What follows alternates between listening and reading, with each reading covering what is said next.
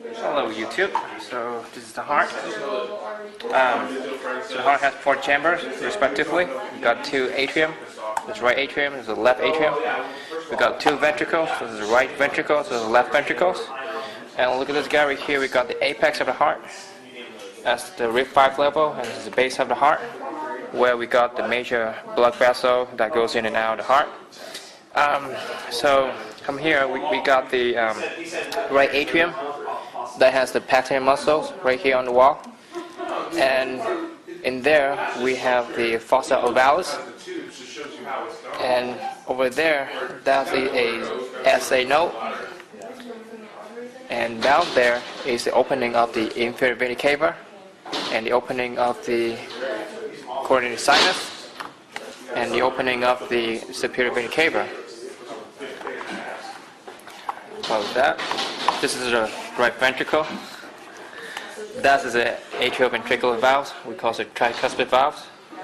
And the white strings right there are called the coronary tendinae. And down here we have the papillary muscles that anchor the position of the cusp and the coronary tendinae, so to keep up the pressure so you don't have a backflow problem when the ventricle contracts. And the ridges on the inner surface are the trabecular caudate. In here you also see the AV bundle or bundle of His that running down here, and also the Purkinje fiber. Close it up. On the left ventricle we have the same thing. We only have 2 papillary muscles, one here and one here, and of course we have the trabecular caudate also. And again, the wall on the left ventricle is a little thicker because it has to pump the blood to the entire body. Okay, go out here, the surface of the heart. We have in between the 2 ventricles, left and right, we have the sulcus, where we have the blood vessel rest on. So in here we have the left coronary artery, LCA, that branches up into the circumflex artery that go all the way in this side direction.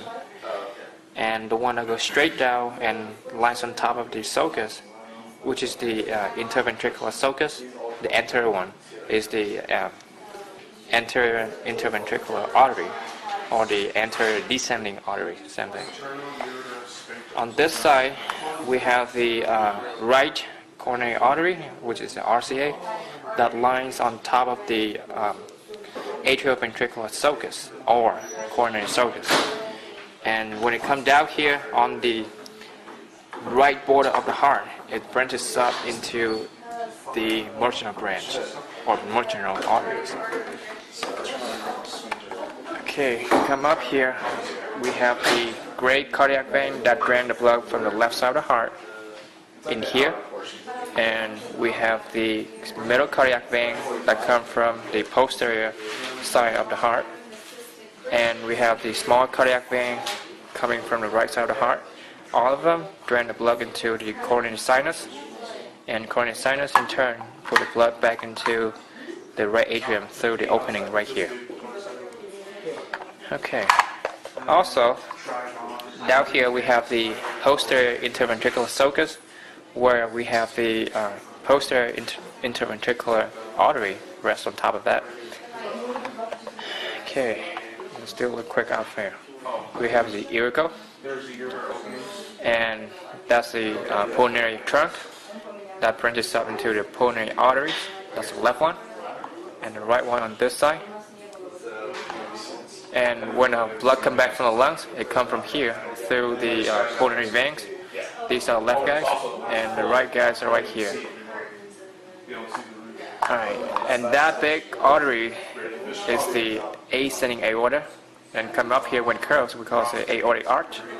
On the arch we have the brachiocephalic trunk, left common carotid, and left subclavian. At the junction right here we call that a ligamentum arteriosum. On this side we got the superior vena cava and the inferior vena cava that put the blood into the right atrium. And above that we have the right and left brachiocephalic veins. On the back you can see that is the azygos vein that put the blood back into the superior vena cava. I think that's it for the heart.